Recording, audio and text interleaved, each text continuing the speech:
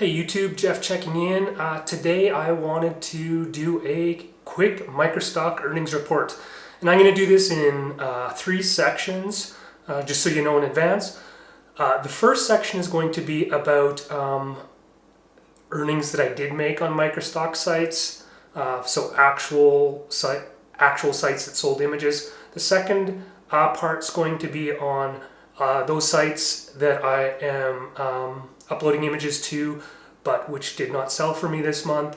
And then the third part is going to be about stuff that I'm trying out. So new sites, new thoughts, and sort of kind of where I'm going to try to generate additional income using photos that I take here and there. So before I start those three different projects or those different sections, I just want to show you a few shots that I took on Sunday morning in Banff National Park at a place called Vermilion Lakes. Took some photos, did a time lapse, and those will be going up for stock purposes pretty soon.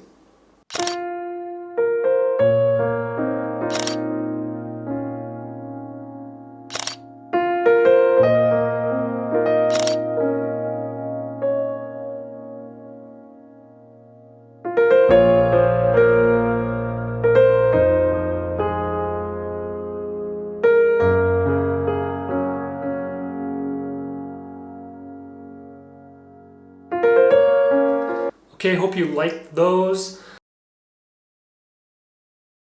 The first site that I talk about is Shutterstock. The good news for me is that I get upgraded to level 5 contributor status this November. So my earnings report this time is based on being a level 5 contributor. So happened in November. So, or I guess maybe end October, but finally made it. Took most of the year. I had 259 sales. That earned me $192.73, and that's a 0.75 per image amount. And before you get too excited about that being the kind of revenue you make when you're at level 5, I did have one video sale, which was worth $12, which I'm going to talk about in a second. And the other thing is, I had a sort of a single and other sale that was $38.58. So, and that's this one here. And that's taken inside the new library in the city. I took a bunch of photos in there, and it's a big new building and fairly internationally recognized. And it's sold, and they have sold fairly well. So that was a smart thing to do. So, but what I wanted to talk about was this time lapse here that sold again.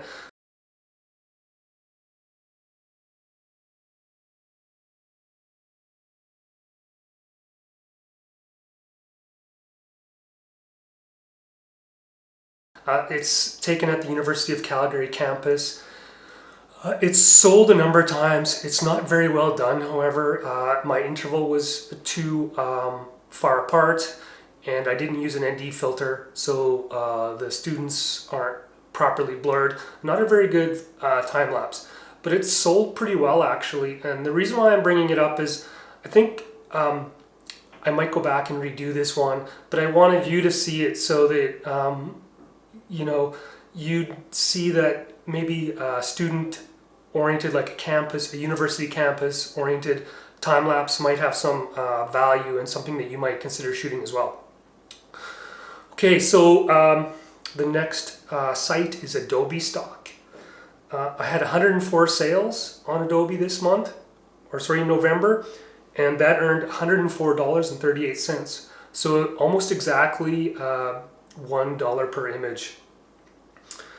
Hawaii set images are selling very well at Adobe, and I'm just going to show you these 6 photos from Poipu Beach in Kauai.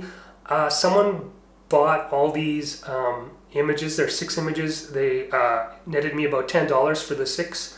But I want just to show you this because it shows you that shooting multiple perspectives of the same subject is worth A, doing, and B, uploading, because you never know when a buyer is going to want a bunch of different perspectives, and they might buy each perspective that you took. So don't forget to do that.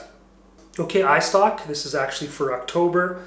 I sold 79 images and that netted me $45.07 US, and that amounts to 57 cents per image. Not super great, but that's kind of the way things have been going for iStock. And my highest selling images on iStock this month was my columns image, and that's no surprise. It's been my highest selling image for a long time.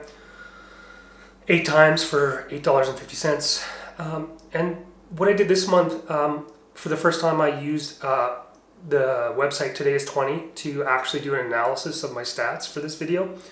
I learned about that from the teaching doc, who also has Microstock videos on YouTube. So props to him for that.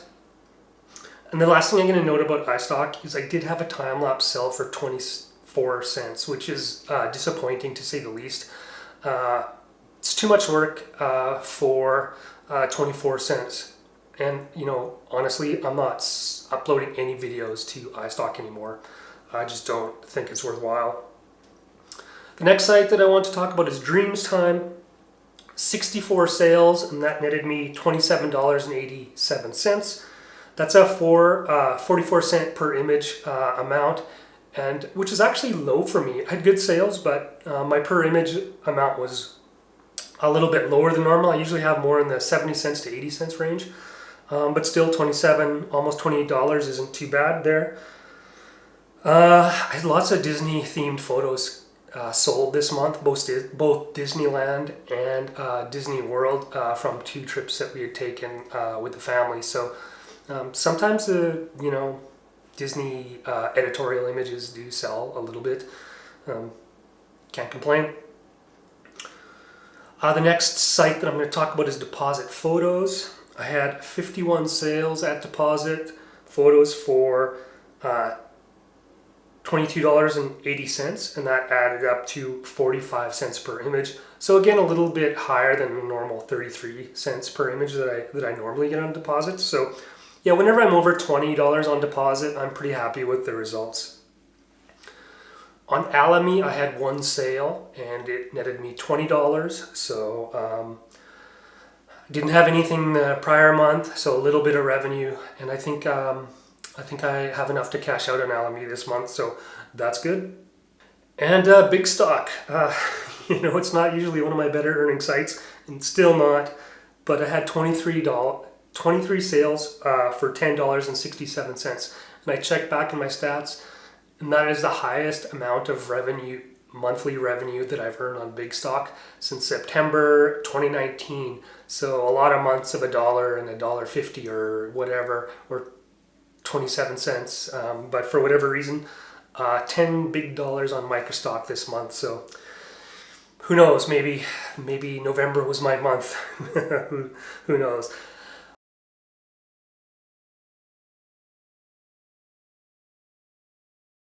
Okay, so this is now part 2. These are the sites that I'm uploading to where I've had no earnings in the month of November. So this will be real quick. So I had CanStock, Pond5, IEM, PicFair, Most Photos. None of these sites sold for me.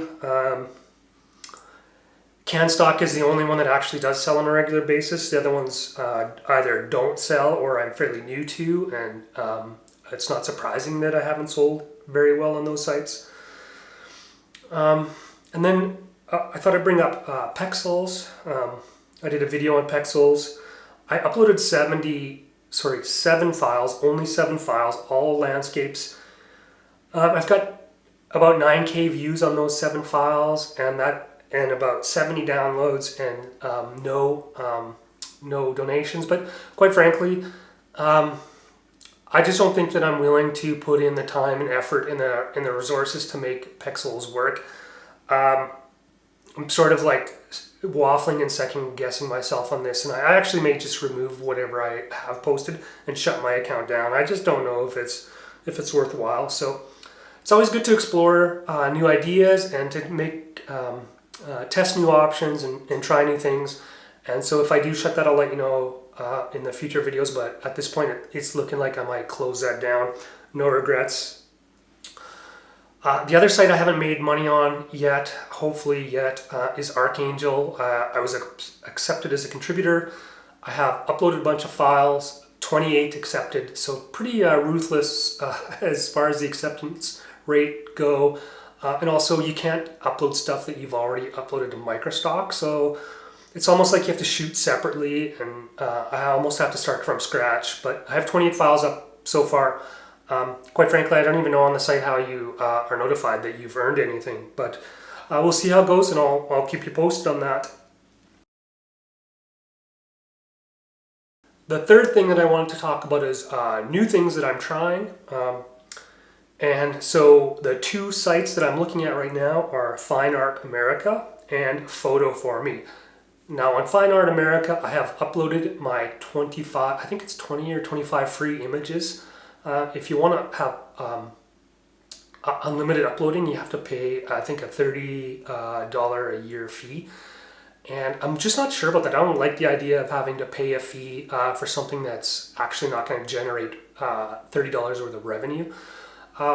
So I'd be really interested in hearing how you guys have experienced Fine Art America, whether it's worthwhile. Think about, someone like me who's generally a lightweight in Microstock, kind of earning $400 to $500 a month. Let me know, do you think it's 30, beating $30 a year is reasonable? Is it a waste of time? Is it an exercise in futility, as so many things are on these sort of sales sites? So yeah, let me know.